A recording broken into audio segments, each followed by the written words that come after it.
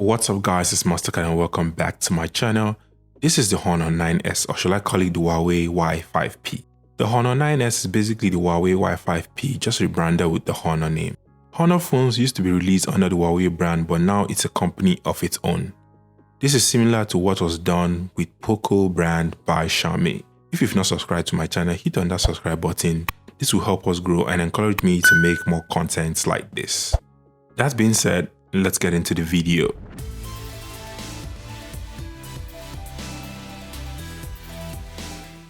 First, let's see what's inside the box. The first thing you see on the box is the inscription that says explore it on the app gallery. This is Huawei's own proprietary app store for downloading apps, and I'll come to that later in the video. Taking off the lid, you are greeted with the phone covered with a blue sticker. Let's put that aside for a second and see what else is in the box. Next, you have a smaller box that contains a screen protector. It's very thoughtful of them to include this in the box. You've got some instruction guide as well as a SIM injector tool. Finally, you get a charging brick and a USB 2.0 cable. Considering how cheap this device is, I'll give it a pass on the USB. Right off the bat, what you can see is the forehead and the chin. The bezels are very prominent, and honestly I don't expect anything much from this device considering its price point. The back is made of plastic and it feels like a cheap device that it is. You have that square camera bomb that's become a blueprint for basically every phone now. In regards to ports and I/O, at the top of the device you have a 3.5mm headphone jack. At the front you have a speaker and a 5-megapixel selfie camera. The power button and volume rockers are situated on the right, while the left side houses the SIM card tray. The micro USB port and microphone cutout are situated at the bottom of the device. The display is a 5.4 inches IPS LCD display with a resolution of 720p, and honestly I'm not expecting much from this display because it's obviously a cheap display. For the demographic that this phone is made for, I believe that this display should be okay. The display is small and don't expect to get too much brightness from it. Moving to the software, the Honor 9S comes with a Magic UI, which is Honor's custom UI skin on top of Android 10. The UI is not so bad, there are not so much bloatware, just a free pre-installed app for your daily usage. And because Huawei devices can't use the default Google apps like Maps, Gmail, Photos, you will need these pre-installed applications. The UI can be customized to your taste, or you can consider using an Android launcher such as Nova Launcher. You can check my video on best launchers for 2020, I'll put a link in the description below.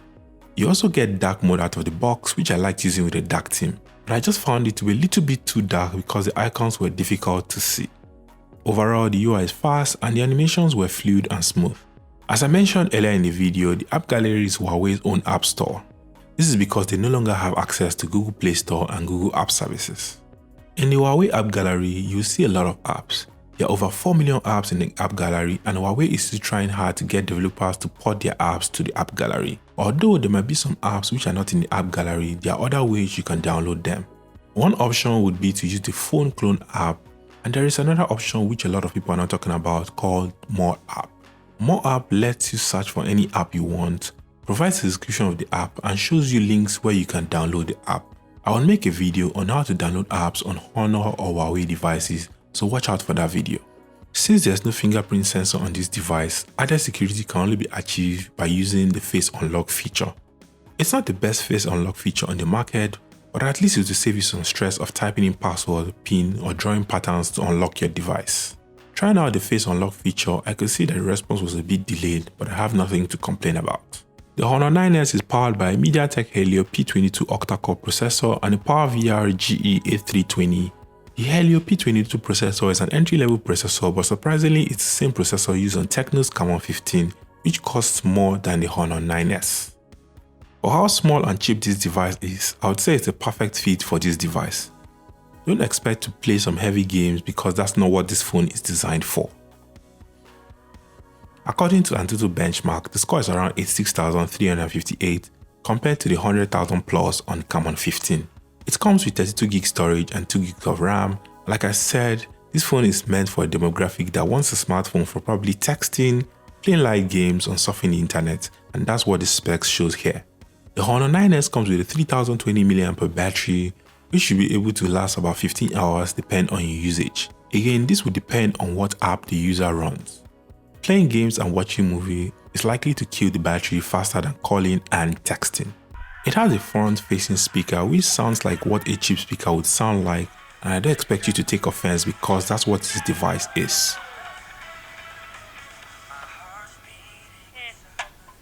It's time to get tiny. Breathing the oxygen, but I know I am more than this. What's the point if we just survive? Let's go. Don't expect any bass from this device. You probably get better luck using headphones, but for making calls and watching YouTube videos, you can survive with it. Now to the camera. It has a 5-megapixel selfie camera. I don't expect to take some amazing Instagram fire selfies with this device. All I could see from my test was noise.